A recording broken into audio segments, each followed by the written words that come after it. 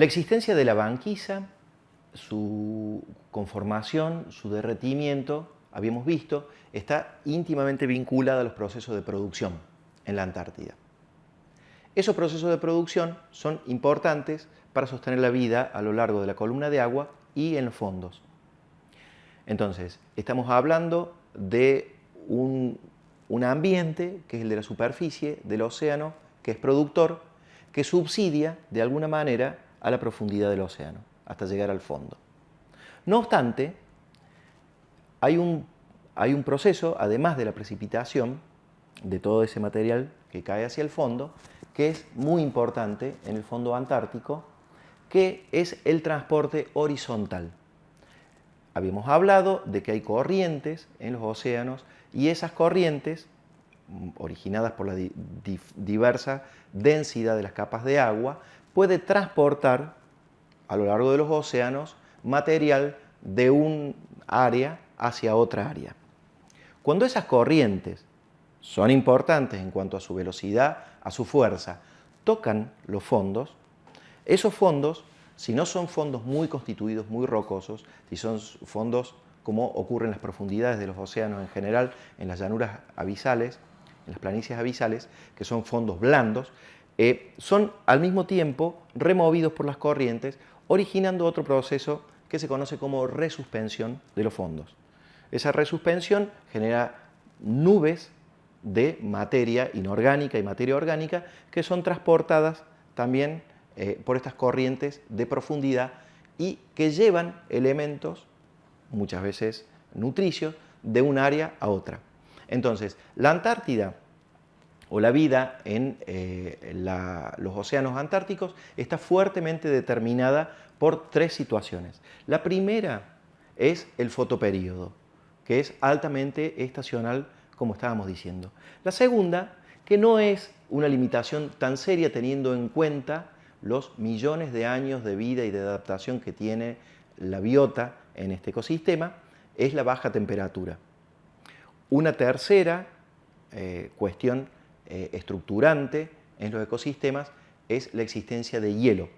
El hielo en forma de hielo continental que se fractura en los bordes, en las costas y que deriva en forma de témpanos y que puede llegar a erosionar los fondos hasta profundidades de varios cientos de metros.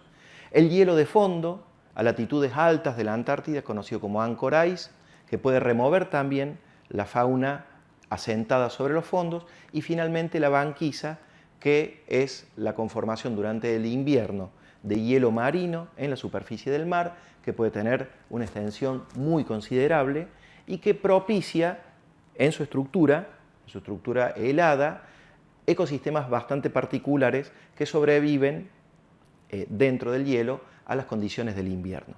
Cuando la banquisa se fractura, muchos de esos elementos que vivían en el hielo precipitan hacia el fondo junto con los desechos de organismos que viven también, que son heterótrofos, que viven asociados al hielo marino y caen hacia el fondo, ¿sí?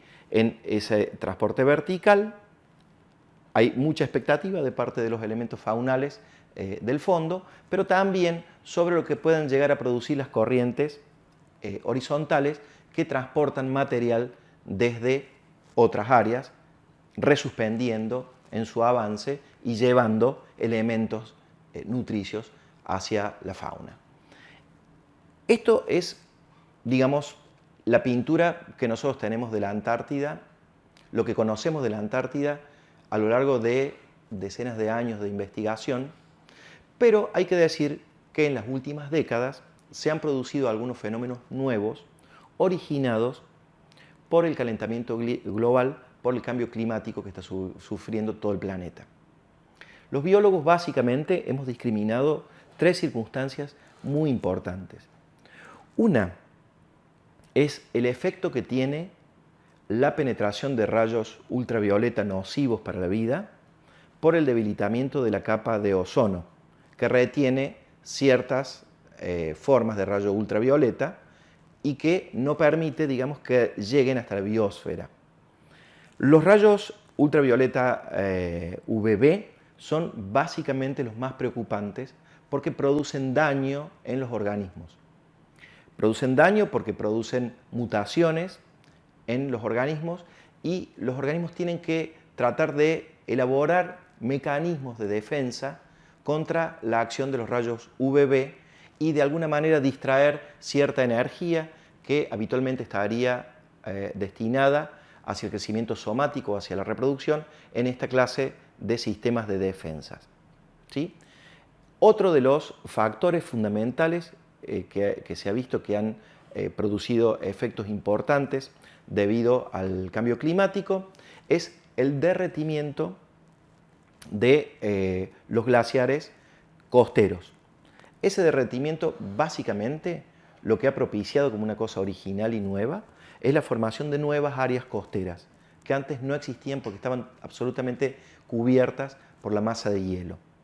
De esta manera, el derretimiento ha producido niveles de entrada de agua dulce del sistema terrestre al sistema por la costa, al sistema marino, que no solamente ha incrementado o ha disminuido, mejor dicho, la salinidad del agua de mar, que habitualmente es de un 35 por mil, o sea, 35 partes por mil de sales disueltas en el agua, sino que además introduce en los ecosistemas costeros antárticos altos niveles de sedimentos inorgánicos, de origen inorgánico de la Tierra, que van hacia los sistemas costeros.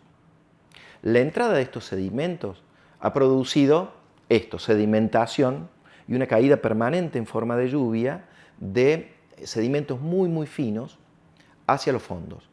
Pero además, en muchos sistemas costeros, estos sedimentos, particularmente en los momentos en donde hay mayor irradiación solar y que es el momento en donde los productores primarios aprovecharían las condiciones para crecer y para reproducirse, estos sedimentos opacan e imposibilitan la penetración de rayos luminosos, produciendo ciertas alteraciones en los procesos normales que se dan estacionalmente de producción primaria en los sistemas costeros antárticos.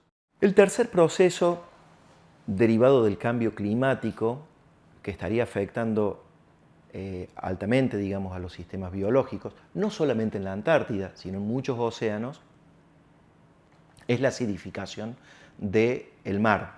La acidificación significa un ligero desplazamiento del pH del agua de mar por la liberación por actividades antrópicas de dióxido de carbono a la atmósfera.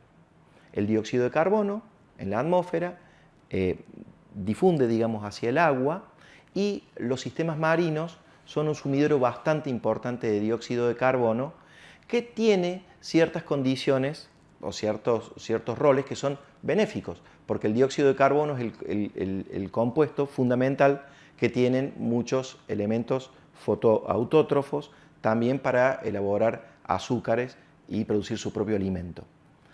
No obstante, en grandes cantidades se produce una especie de ruptura en una reacción química de oxidación y de reducción.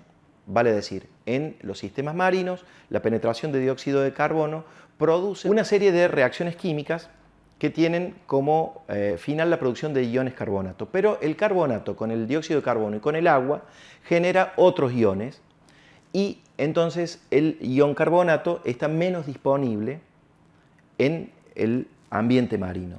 Esto tiene una importancia fundamental para el desarrollo de estructuras esqueletales de muchos organismos acuáticos.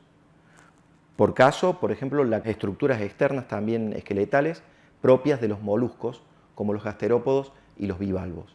Entonces, esto origina alteraciones muy importantes que finalmente terminan alterando la composición de las comunidades, favoreciendo a algunos organismos en detrimento de otros. O sea, la pintura que nosotros tenemos actualmente de las comunidades marinas puede llegar a cambiar en unas pocas decenas de años a raíz de la acidificación de los océanos.